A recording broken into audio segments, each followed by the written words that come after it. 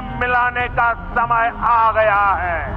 आज सुबह भारत ने इस तरह के सीमा पार हमलों का जवाब देने के अपने अधिकार का प्रयोग किया है। रात 1:05 से 1:30 बजे के बीच ऑपरेशन सिंदूर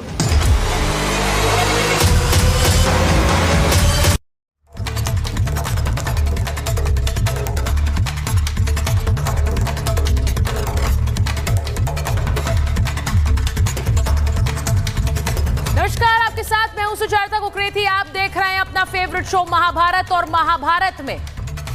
महाभारत में आज बात करेंगे जय हिंद की सेना की। बात उस रण की जो भारतीय सेना ने लड़ा और पहलगाम हमले का बदला पूरा किया।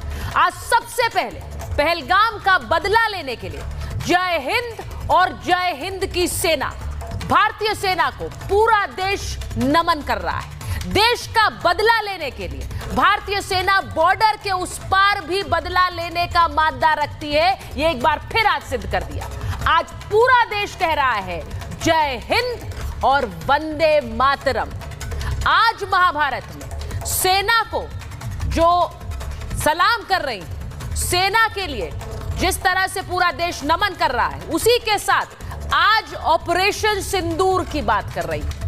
कैसे माथे का सिंदूर सबसे बड़ा हथियार बन गया। माथे का सिंदूर सबसे बड़ा हथियार बन गया। रात 1:28 पर सेना का एक पोस्ट आया, ready to strike and train to win, यानी कि हमले के लिए तैयार है और जीत के लिए प्रशिक्षित है। इसके ठीक 23 मिनट के बाद भारतीय सेना ने पाकिस्तान में हुई स्ट्राइक्स को लेकर पुष्टि कर दी और पूरे देश को बता दिया कि सिर्फ पीओके नहीं, इस बार पाकिस्तान के अंदर हमला हुआ है, पाकिस्तान की नींव पर हमला हुआ है। पाकिस्तान भी इस बात पर भरोसा नहीं कर पा रहा था कि उसके देश के अंदर देर रात को भारतीय सेना ने दिवाली मना दी। 9 लोकेशंस पर प्रिसिशन स्ट्राइक्स की गई, जिनमें 5 पीओके के अंदर थी, लेकिन बहावलपुर, मुरीद के और सियालकोट में 4 लोकेशंस पाकिस्तान के अंदर के इलाके की है। यानी अब आतंकियों के लिए पाकिस्तान में कोई भी ठिकाना महफूज नहीं है, वहीं पकड़ कर मारेंगे।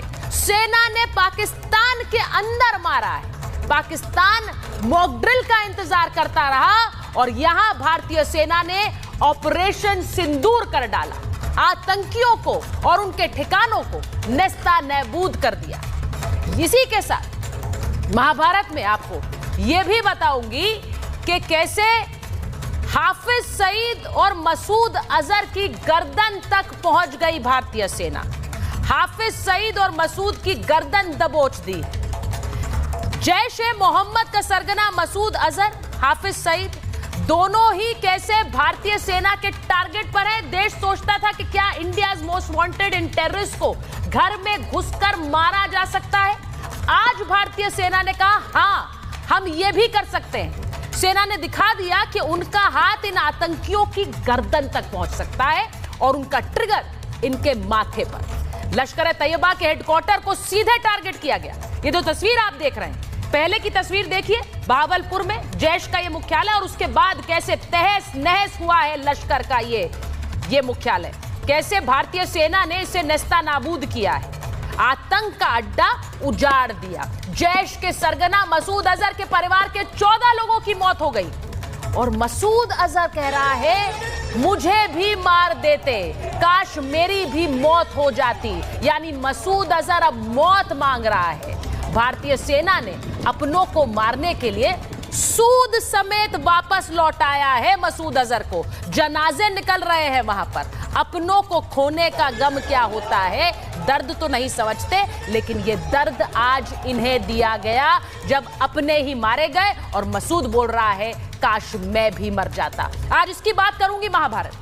इसी के साथ आपको बताती हूं कि पाकिस्तान में कैसे इमरजेंसी घोषित हो गई। पाकिस्तान में मुनीर और शहबाज को समझ नहीं आ रहा है कि वो अब क्या करें, क्योंकि वहां पर इमरजेंसी का ऐलान हो गया है। वहां एयर इमरजेंसी का ऐलान है, मेडिकल इमरजेंसी का ऐलान है, यानी कि जो वहां पर एयरफोर्स है वो अलर्ट पर है। मेडिकल सप्लाईज को इकट्ठा करने के लिए कह दिया गया है, कभी भी लोगों को इसकी जरूरत पड़ सकती है। कराची एयरपोर्ट, लाहौर एयरपोर्ट सब बंद कर दिए गए। पाकिस्तान ने अपनी एयर स्पेस बंद कर दी है। पाकिस्तान को लग रहा है कि वो इस हमले का जवाब देंगे, लेकिन वो जानते हैं जब उनके घर में घुसकर हमला हो गया और वो कुछ नहीं कर पाए तो आगे की हैसियत ही क्या है। इसीलिए इस वक्त हड़कंप है और एक इमरजेंसी है, क्योंकि सेना ने ऑपरेशन सिंदूर किया है। मैं आपको सबसे पहले बताती हूँ, ऑपरेशन सिंदूर जो ये स्ट्राइक्स हुई हैं और पाकिस्तान के अंदर स्ट्राइक्स हुई हैं, उसके बाद क्या डेवलपमेंट्स हुए हैं। सबसे पहले आपको बता रही हूं, एयर स्ट्राइक के बाद कैबिनेट बैठक हुई है और कैबिनेट बैठक में सभी मंत्रियों को प्रधानमंत्री ने ऑपरेशन सिंदूर के बारे में जानकारी दी। सभी ने मेज थपथपाकर सेना का हौसला बढ़ाया। इसी के साथ यह भी खबर आ रही कि अब सीमा पर जा सकते हैं रक्षा मंत्री राजनाथ सिंह, वहां सेना की हौसला अफजाई के लिए जा सकते हैं। इस स्ट्राइक के बाद भारत ने हमले की जानकारी अमेरिका और रूस को दी। सबसे पहले यूएस एनएसए से बात की अजीत डोभाल ने। यूके, यूएई, इजराइल, सऊदी अरब को भी हमने अपनी तरफ से जानकारी दे दी है कि इस हमले के बाद क्या हुआ है और हमने क्या किया है। बॉर्डर के राज्यों के मुख्यमंत्रियों के साथ अमित शाह की एक बैठक हुई है। इसमें लद्दाख और जेएनके के एलजी भी शामिल हुए हैं। ये सिक्योरिटी प्रोटोकॉल के तहत ये बैठक हुई। उधर प्रधानमंत्री ने जाकर राष्ट्रपति भवन द्रौपदी मुर्मू राष्ट्रपति को ब्रीफ किया स्ट्राइक के बारे में। सरकार ने अब कल एक सर्वदलीय बैठक बुलाई है, यानी कि सभी दलों को जानकारी दी जाएगी इस ऑपरेशन के बारे में। तो ये बड़ी खबरें जो आज ऑपरेशन सिंदूर के बाद भारत कैसे एक्शन में है, एक रिपोर्ट आपको दिखा रही हूं। एक एक करके 9 प्रिसिशन स्ट्राइक्स न सिर्फ पीओके में बल्कि पाकिस्तान के अंदर भारत ये मादा रखता है। देखिए,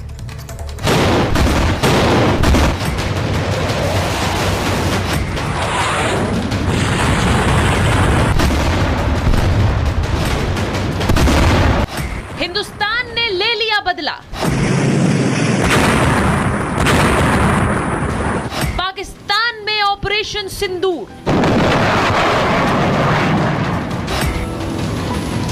सिर्फ पीओके नहीं, पाकिस्तान पर जोरदार हमला। 22 अप्रैल को पहलगाम में हुए आतंकी हमले का बदला भारत के वीर सपूतों ने 15 दिन के अंदर ले लिया।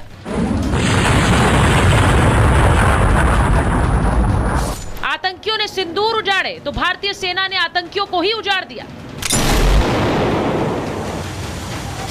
इंडियन आर्मी, एयरफोर्स और नेवी ने एक जॉइंट ऑपरेशन में पाकिस्तान के अंदर स्ट्राइक की। मुजफ्फराबाद, कोटली, गुलपुर, बाग, चकामरू, भिंबर, मुरीद के, सियालकोट और बहावलपुर में सेना की यह स्ट्राइक हुई। ये वो 9 टारगेट्स हैं जिन्हें भारतीय सेना ने केवल 25 मिनट में 24 मिसाइलें दागकर खत्म कर दिया। हिंदुस्तान ने एक ही रात में लश्कर, जैश और हिजबुल मुजाहिदीन के कैंप्स को खत्म करके आतंकियों की कमर ही तोड़ दी है।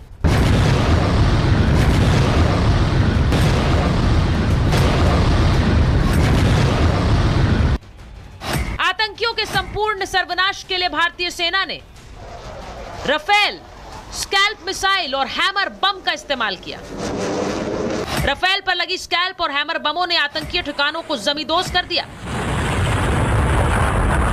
ये स्कैल्प मिसाइल बॉर्डर के इस पार से ही पूरे पाकिस्तान को निशाना बना सकती है। इसे दुश्मन का रडार भी नहीं पकड़ सकता। ये एयर डिफेंस सिस्टम से भी बचने की क्षमता रखती है। वहीं हैमर बम भी दुश्मन के ठिकानों पर 70 किलोमीटर दूर से बरसाए जा सकते हैं। यानी कि भारत ने बदला लेने के लिए जो वक्त लिया, पीएम मोदी ने लगातार जो मीटिंग्स की, वो एक धारदार रणनीति थी।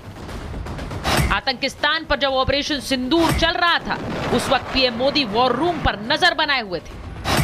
मोदी ने कहा था आतंकियों और उनके आकाओं को धरती के आखिरी छोर से ढूंढ कर लाएंगे। आज भारत ने आतंकियों की धरती पर बिना पैर रखे ही उन्हें जहन्नुम पहुंचा दिया। Bureau report, Republic Bharat.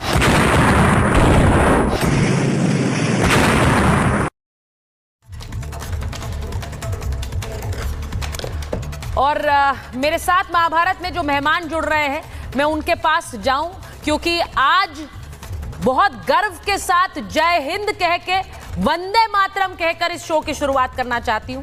मेरे साथ major general GD Bakshi sir जुड़ रहे हैं। विंग कमांडर प्रफुल्ल बख्शी हमारे साथ हैं, हमारे साथ विंग कमांडर आलोक सहाय जुड़ रहे हैं, कैप्टन श्याम कुमार हमारे साथ जुड़ रहे हैं, हमारे साथ एनआईए के एक्स डीआईजी एनएनडी दुबे जी जुड़ रहे हैं, कर्नल दिनेश नैन हमारे साथ हैं। मैं सबके साथ शुरुआत करूं उससे पहले जरा मैं एक तस्वीर दिखाना चाहती हूं कि आज प्रधानमंत्री नरेंद्र मोदी के बारे में जो जानकारी सामने आई कि ऑपरेशन सिंदूर जब हो रहा था तो प्रधानमंत्री नरेंद्र मोदी कैसे उस ऑपरेशन को मॉनिटर कर रहे थे।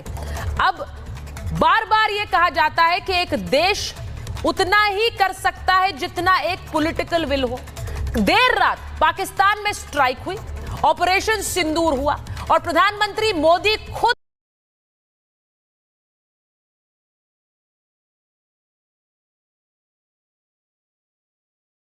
उस पर नजर रख रहे थे, वॉर रूम में थे और वॉर रूम में आर्मी के टॉप अफसर भी मौजूद थे जिन्हें इस ऑपरेशन के बारे में जानकारी थी। ऑपरेशन के समय सीडीएस भी वहां मौजूद थे। आप जानते हैं कि सीडीएस से भी मुलाकात प्रधानमंत्री ने की थी। प्रधानमंत्री आवास पर कई बैठकें हुई और उन बैठकों में ही ऑपरेशन सिंदूर लॉन्च हुआ। ऑपरेशन सिंदूर जिसका नाम भी प्रधानमंत्री नरेंद्र मोदी ने दिया है। तो मैं एक सीधे सीधे कह रही हूं, जीडी बख्शी सर अगर आ गए हैं तो जरा स्क्रीन पर लीजिए उन्हें। मैं ये प्रधानमंत्री और मैं इसीलिए ये कह रही हूं कि एक बार जरा जिस तरह से ये स्ट्राइक्स हुई और उन स्ट्राइक्स को किया गया, मैं पहले